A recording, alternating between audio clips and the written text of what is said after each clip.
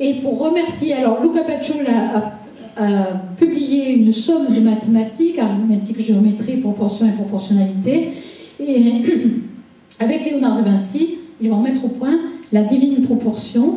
Et pour remercier Luca Pacioli de ce qu'il lui a appris, Léonard lui fait les dessins de son livre, notamment ses polyèdres, dodécaèdres, tétracaèdres. Et ce qui est très difficile, c'est qu'il rentre creux et on voit l'intérieur. Allez-y. Il étudie aussi l'astronomie, Léonard. On voit ses dessins, il n'est pas d'accord avec ce qu'on raconte des éclipses, il étudie beaucoup l'optique, il s'acharne. Et il dit que les ombres ne sont pas comme on les décrit, donc il fait ses propres dessins. Et il mesure le diamètre de la Terre. Pardon, il trouve 12 500 km, alors que c'est 12 756, il n'est pas très éloigné. Il dit que la Terre n'est pas une étoile, pas un soleil, et qu'elle n'est pas au centre de la Terre. On est en 1506, 510, et Copernic l'écrira en 1543. Ça a déjà été écrit au IIIe siècle avant Jésus-Christ, mais on a oublié tout ça. Donc lui, il s'affirme avant Galilée, avant Copernic. Allez-y. Alors, je vous disais tout à l'heure que l'eau est très importante dans sa vie. Il dit que c'est là qu'on prend vie, que si on comprend le mouvement de l'eau, on comprendra sûrement tout le reste. Et il passe son temps à représenter les tourbillons, à mettre des obstacles, à voir comment ça peut se passer. Il dit que l'eau, c'est comme les cheveux qui volent au vent, les tourbillons, et essaye effectivement de les représenter comme des tourbillons de cheveux. Allez-y. Alors, il faut savoir aussi qu'il était payé à Milan, il pouvait être payé par des vignes ou par de l'eau qu'il revendait ensuite, et un petit peu comme Craponne, son canal, il vendait les moulins, il passait ses actions, il les réinvestissait pour placer d'autres moulins, etc. Et il dessine ici le cours de l'Arno qui déborde, il a des souvenirs de son enfance, d'inondation, et pour le canaliser, justement, il va faire des études, allez-y, c'est là qu'on rejoint un peu, oh, c'est fan, Adam Craponne, puisque le maître de Francesco di Giorgio Martini est quand même Mariano di Jacopo di Taccola. Et ces dessins sont de Taccola. Ici, on ne voit pas, mais il y a des niveaux en bois qui sont ceux utilisés par les Romains, qu'on appelait la groma ou la groma, ou le corobaste. Ce sont les niveaux qui servent à voir la pente. Et ce qu'on ne voit pas malheureusement ici, c'est qu'il y a une boussole. Parce que la boussole, il y a longtemps que les Chinois l'ont, mais nous, en Europe, il y a très peu de temps, juste depuis les navigateurs, Colomb et les autres. Et puis ici, avec un cadran, on étudie aussi, on fait des relevés de côte. Allez-y, parce qu'on ne voit pas grand-chose. Voilà encore des dessins de Taccola, où on étudie la pente avec un cadran, et ici, avec un astrolabe. C'est un homme qui tient un bâton sur lequel est pendu un astrolabe. Cet astrolabe, pour lequel je vous ai expliqué plusieurs fois le fonctionnement, où en regardant une étoile dans le ciel, l'œil et l'horizon, on obtient un angle qui donne la hauteur, ou bien pour la pente du canal, un point sur la colline, l'œil et le sol, cet angle-là aussi donne la hauteur, et on peut ainsi étudier la pente entre le point que l'on regarde et le sol. Alors ici, ce sont des excavatrices que Léonard a dessinées pour creuser ces canaux. Ces excavatrices sont tellement perfectionnées que si on les construisait aujourd'hui, parce que vous savez qu'il y a des équipes qui reconstruisent tous ces instruments et qui essaient de les faire marcher, elles atteignent le seuil d'ingéniosité du treuil à 3 vitesses de Brunelleschi qu'il avait inventé pour faire son dos rond. Avec ces instruments, ils font des canaux. Voilà, à Sienne manquait d'eau, c'est un peu élevé, et il fallait des canaux. Et il reste une branche de cette époque-là à Sienne, avec, alors on appelait ça des bottines, et les bassins de décantation des galazzoni. Galazzoni, pardon. Allez-y. Alors, ici, on a les dessins de Francesco di Mariano, qui représentent des bassins de décantation avec du gravier, du sable, pour des canaux, pour une fontaine, allez-y. Et puis des moulins, des pompes, des engrenages. Alors, Taccola était plus porté sur les canaux. Francesco di Giorgio Martini était plus porté sur l'architecture, mais il était passionné par les machines, par l'ingénierie. Donc, tous ces engrenages-là, et bien après, c'est ce que, justement, Adam Craponne reprend dans ses moulins. Allez-y. Donc, Taccola, je vous ai dit, était le maître de Francesco di Giorgio Martini. Alors, les dessins d'anatomie, Léonard dessine plus de 200 planches d'anatomie. Il suit des cours à la faculté pour ça, et je vous ai dit tout à l'heure qu'il correspondait avec le professeur Marcantonio della Torre. Le cœur. Alors, pour voir comment se produit le flux de sang dans le cœur, il a été accusé de toutes sortes d'horreurs, d'avoir déterré des cadavres, mais surtout de les avoir disséqués encore pas tout à fait morts, pour voir comment circulait le sang. Et il s'en défend. Et un institut d'Oxford qui travaille avec un institut de Californie sont arrivés à reconstituer le verre qu'il avait créé avec la membrane dessus pour faire ses dessins et pour voir comment le sang affluait dans les ventricules du cœur. Il dissèque le crâne et il étudie toutes les membranes, il les nomme ici, la duromère, la pimère, etc. Et il dit, alors on ne le voit plus, il a disparu ici, il dit c'est comme les membranes d'un oignon, il dessine l'oignon. Il est persuadé que le corps humain, c'est comme tout ce qu'il y a sur la Terre. Le sang qui coule dans nos veines, c'est l'eau des rivières, et qu'il suffit de regarder et d'essayer de comprendre. Donc il travaille par analogie. Ensuite, l'œil. Alors il dit qu'il a trouvé une cavité sous l'œil qui contient des mucosités, et ces mucosités vont jusque sur les dents. Ce sont les sinus. Il loge là-dedans ce qu'il appelle l'âme intellective, à la croisée de deux axes qu'il fait passer ici, vertical, et ici, horizontal. Donc ça situe l'âme intellective ici. Allez-y. Il étudie le fœtus. Alors, toutes ces études d'anatomie, en fait, sont là parce qu'il dit que pour bien dessiner, il faut représenter l'humeur, et qu'avant lui, on dessinait tout plat. Et pour représenter l'humeur, il faut savoir quel muscle se crispe, il faut savoir quand on lève le bras où ça se creuse. Il ne suffit pas de dessiner les formes.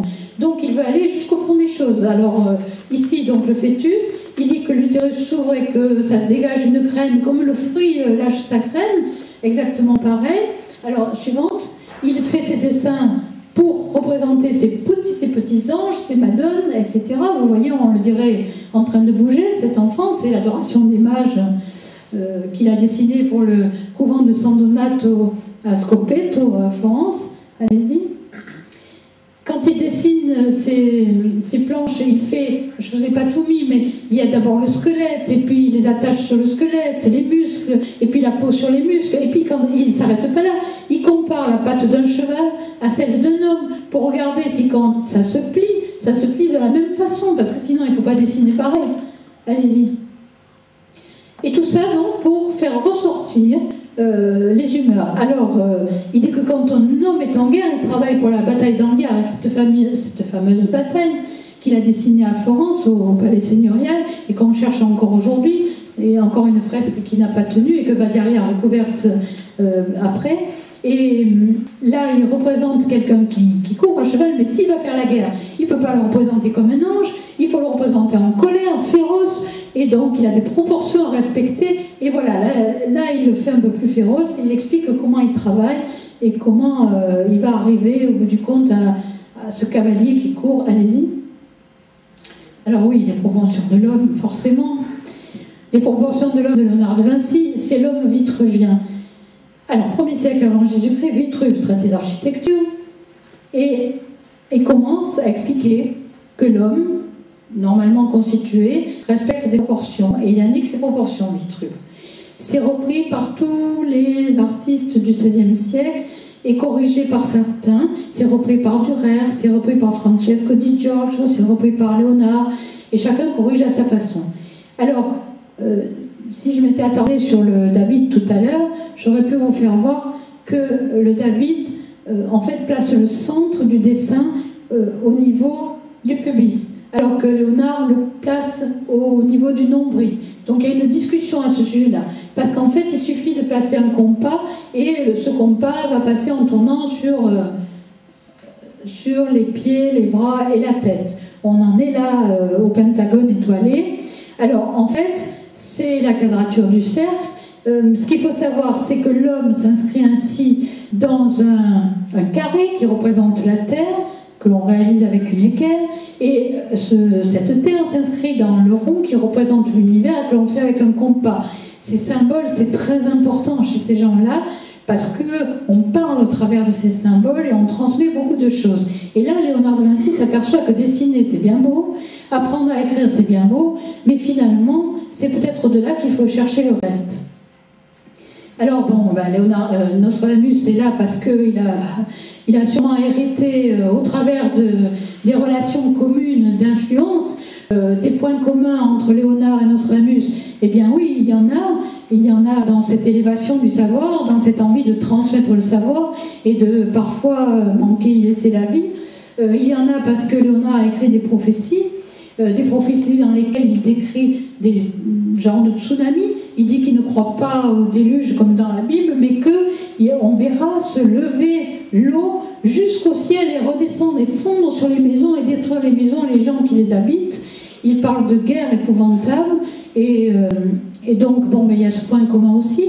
Il y a aussi un point commun avec Adam Craponne, j'ai essayé de vous le montrer, ces ingénieurs militaires qui doivent savoir tout faire, qui doivent savoir construire des canons, fortifier, mais aussi dessiner des bijoux, des palais, etc. Et... Non. Il me faut... Non. Il me faut le Jean-Baptiste, le Saint-Jean-Baptiste. On ne peut pas revenir en arrière? Bon, ça fait rien, tant pis. Je vous parle pendant qu'elle cherche, parce que s'il faut repasser les 80 diapos, je ne dis pas. Donc, le Saint-Jean-Baptiste, je vous l'ai mis là, il fait partie des 3 toiles que Léonard a passées par les Alpes. Saint-Jean-Baptiste, je vous l'ai mis là parce qu'il représente en une image tout Léonard de Vinci. C'est la pratique du sfumato. Ce sfumato qui fait les contours délayés, qui fait qu'on devine plus qu'on ne voit, qui donne un air mystérieux au tableau. Et en même temps, il est dans les ténèbres et il est illuminé par une lumière et on ne sait pas d'où vient cette lumière. Il a un aspect androgyne et il montre du doigt quoi? Justement qu'il faut aller chercher plus loin que le dessin, plus loin que les écrits. Il pointe le doigt vers l'au-delà du visible. Et c'est aussi ce que Nostradamus cherchait et cherchait à nous transmettre. Alors vous avez été très patients. Je voudrais remercier tous ceux qui ont participé à cette réalisation, tous ceux qui m'ont invité et surtout vous tous qui êtes venus m'écouter. On verra s'il reste du temps pour poser des questions, je ne suis pas sûre. J'ai apporté des livres qui m'appartiennent et que vous pourrez regarder, qui m'ont servi à monter tout ça. On a réalisé une petite bibliographie qu'on peut vous donner là.